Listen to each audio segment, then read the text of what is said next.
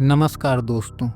एक गांव के किनारे बसी पुरानी हवेली, जिसे लोग भूतिया हवेली कहते थे, बरसों से वीरान थी। सुनने में आता था कि जो भी वहां रात बिताने गया वह या तो लौटकर नहीं आया या फिर उसकी हालत ऐसी हो गई कि वह कुछ भी बोलने लायक नहीं रहा। गांव वालों के बीच हवेली का नाम खौफ का कारण बन चुका था। उसी गांव का रमेश एक गरीब किसान, जो अपनी पत्नी राधा और 2 बच्चों के साथ रहता था, इस खौफनाक हवेली से अनजान था।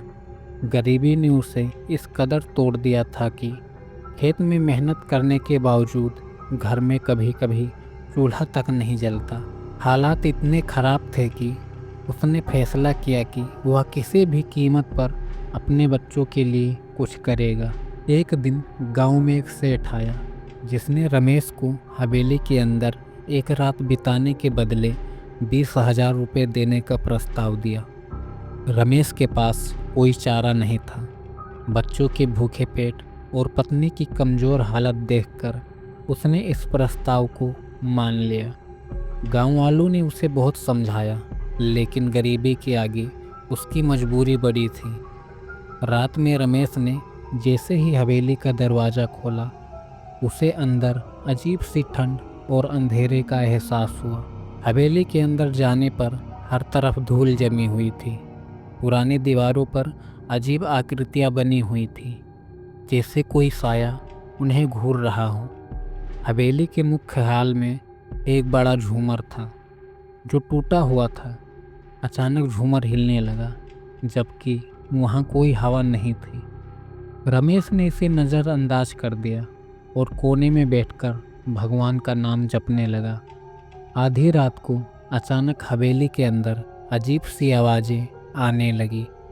रमेश ने देखा कि एक परछाई उसके पास से गुजरी। वह डर के मारे हिल भी नहीं पा रहा था। तभी एक आवाज़ आई, तुम यहाँ क्यों आए हो? रमेश ने डरते हुए कहा, मैं मजबूरी में यहाँ आया हूँ। मुझे मेरे बच्चों के लिए पैसा चाहिए। आवाज़ और तेज़ हो गई, तुम्हें पैसे चाहिए, लेकिन मेरी ज़िंदगी का क्या? मुझे भी तो धोखे से मारा गया था। रमेश ने देखा कि एक औरत का साया उसके सामने खड़ा था।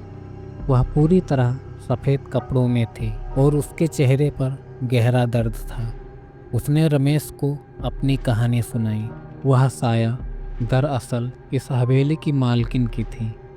इसका नाम माया था। उसे उसके ही रिश्तेदारों ने धोखे से मार डाला था, ताकि वह उसकी संपत्ति हड़प सके। माया की आत्मा उसी दिन से इस हवेली में भटक रही थी। वह किसी को नुकसान नहीं पहुंचाती थी, लेकिन हर बार इंसान के लालच को देखकर उसकी आत्मा और दुखी हो जाती थी। माया ने रमेश से कहा, मैं तुम्हारी मजबूरी समझ सकती हूँ।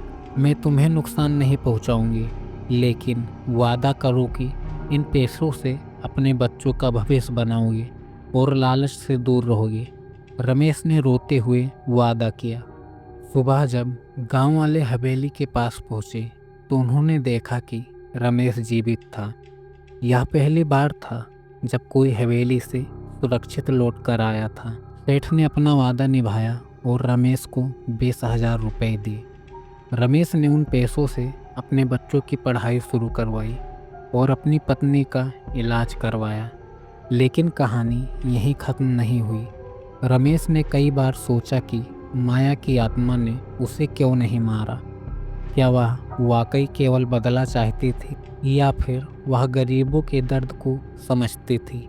हवेली अब भी खड़ी थी और माया की आत्मा अब भी वहाँ थी, लेकिन रमेश ने अपने जीवन में दोबारा उस हवेली की तरफ मुड़कर नहीं देखा। तो दोस्तों, यह थी भूतिया हवेली की कहानी, जिसमें गरीबी, मजबूरी और एक दर्दनाक रहस्य छिपा हुआ था।